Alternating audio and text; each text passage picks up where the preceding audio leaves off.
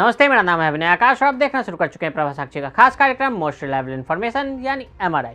BJP ने speaker Om Birla से लोकसभा की एक विशेष समिति का गठन करने के लिए कहा है ताकि पता लगाया जा सके कि क्या कांग्रेस नेता राहुल गांधी को यूनाइटेड किंगडम की अपनी हालिया यात्रा के दौरान देश, लोकतंत्र और संसद की कथित रूप से अपमान करने के लिए निलंबित किया जाना चाहिए। राहुल ने आरोपों को खारिज किया है और अपने बयान के लिए माफी मांगने से इनकार कर दिया है। राहुल ने क्या कहा और क्यों भड़की बीजेपी? 28 फरवरी को राहुल गांधी ने भारत जोड़ो यात्रा, भारतीय लोकतंत्र, मीडिया, न्यायपालिका जैसे कई मुद्दों पर बात की। राहुल ने कहा कि हर कोई जानता है कि भारतीय लोकतंत्र पर हमले किए जा रहे हैं। संसद, प्रेस, न्यायपालिका सभी को मजबूर हो गए हैं।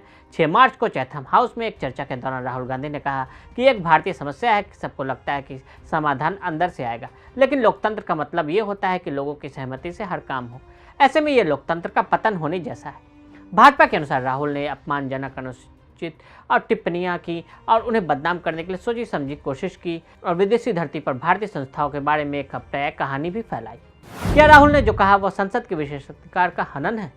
7वीं, 8वीं और 9वीं लोकसभा के महासचिव और संविधान विशेषज्ञ सुभाष सिंह कश्यप ने कहा कि यह सदन को तय करना है। कश्यप ने कहा कि यह तय कर सकते हैं कि सदस्य ने विशेषाधिकार का उल्लंघन किया है या सदन की अवमानना की गई है। सदन को पूरा अधिकार है। सामान्य तौर पर राहुल का यह आरोप है कि जब विपक्षी सांसद बोलते हैं तो उनके माइक बंद कर दिए जाते हैं। यह विशेषाधिकार समिति के लिए मामला हो सकता है क्योंकि उनसे अध्यक्ष के अपमान के रूप में देखा जा सकता है। हालांकि उनका यह कहना है कि भारत में लोकतंत्र पर हमला हो रहा है, शायद संसद के विशेषाधिकार का हनन नहीं हो। लोकसभा के एक अन्य पूर्व महासचिव का कहना है कि सदन है जो यह तय करता है कि वह अवमानना के रूप में क्या मामला बनाता है। विशेष समिति गठित करने का कानूनी आधार क्या है?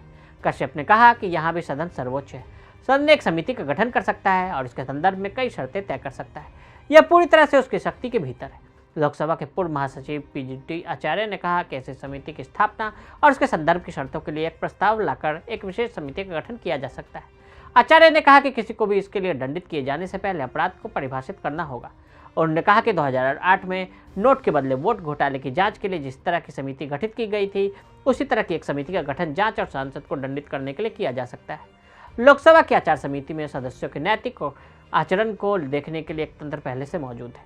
हालांकि भाजपा नहीं चाहती कि राहुल का मामला समिति के समक्ष कई मुद्दों में से एक हो। इसके बजाय वह 2005 में कैश फॉर वोट के स्कैंडल की जांच के लिए गठित एक विशेष समिति की तर्ज पर एक विशेष समिति चाहता है। 2005 की समिति का गठन किन परिस्थितियों में किया गया था? 12 दिसंबर 2005 को एक निजी टीवी चैनल ने ऑनलाइन पोर्टल कोबरा पोस्ट द्वारा किए गए एक स्टिंग ऑपरेशन को प्रसारित किया, जिसमें 10 लोकसभा और एक राज्यसभा संसद में सवाल पूछने के बदले में नकद स्वीकार करने का दावा किया गया था। 11 आरोपी सांसदों में से 6 भाजपा, 3 बसपा के और एक राजद और कांग्रेस के थे। सांसदों की कथित कार्रवाई को अनैतिक और भ्रष्टाचार के रूप में देखा गया। लोकसभा ने कांग्रेस सांसद पवन कुमार बंसल के नेतृत्व में 5 सदस्यीय समिति गठित की, जिसमें वीके मल्होत्रा, रामगोपाल यादव, मोहम्मद सलीम और सी कुप्पस्वामी सदस्य के रूप में थे। राज्यसभा में जांच सदन की आचार समिति ने की। स्पेशल कमेटी में क्या हुआ? लोकसभा में पेश की गई 38 पन्नों की रिपोर्ट में समिति ने कहा कि 10 सांसदों के खिलाफ आरोप सिद्ध हो चुके हैं। यह नोट किया गया कि 1951 की अस्थायी संसद में जवाहरलाल नेहरू द्वारा पेश किए गए एक प्रस्ताव में संसद में किसी मुद्दे की वकालत करने के बदले में धन स्वीकार करने वाले किसी भी सदस्य के प्रति पूरी तरह से घृणा व्यक्त की गई थी। 24 दिसंबर 2005 को संसद ने 11 सांसदों को निष्कासित करने के लिए मतदान किया। भाजपा ने जोरदार विरोध किया। एक असहमति नोट में वीके मल्होत्रा ने कहा, मैं एक मिसाल कायम करने के लिए एक पक्ष नहीं बनना चाहूंगा जिसके द्वारा किसी सदस्य को उचित प्रक्रिया अपनाए बिना सदन से निष्कासित किया जा सके। मल्होत्रा ने तर्क दिया कि केवल एक अदालत ही अनुशासित कार्रवाई की कानूनी स्थिति तय कर सकती है। पैनल की रिपोर्ट पर 5 घंटे तक बहस चली, जिसके बाद भाजपा सदस्य मतदान से पहले ही वॉकआउट कर गए। तत्कालीन विपक्ष के नेता लालकृष्ण आडवाणी ने निष्कासन की तुलना मृत्युदंड से की थी। बहस के दौरान कुछ सदस्यों ने आशंका व्यक्त की कि निष्कासन एक खतरनाक मिसाल कायम कर सकती है और पार्टी छोटे अविवेक के लिए विधायी निकायों से राजनीतिक प्रतिद्वंद्विता को हटाने की कोशिश कर सकती है। लेकिन सत्तारूढ़ कांग्रेस ने तर्क दिया कि सदन की इच्छा प्रबल होनी चाहिए। राहुल मामले में अब क्या होगा? ऐसे में अगर स्पेशल कमेटी बनी तो बीजेपी लोकसभा में बहुमत में है। यह कमेटी 1 महीने में करीब अपनी रिपोर्ट दे देगी। यदि वास्तव में एक समिति का गठन किया जाता है तो लोकसभा में अपनी ताकत को देखते हुए भाजपा के पास बहुमत होगा। समिति आमतौर पर 1 महीने में अपनी रिपोर्ट प्रस्तुत करती है और रोज बैठक कर सकती है और राहुल को स्पष्टीकरण के लिए बुला भी सकती है। जाहिर सी बात है कि लोकसभा में बीजेपी के बहुमत होने के कारण कमेटी में बीजेपी के सदस्य ज़्यादा होंगे।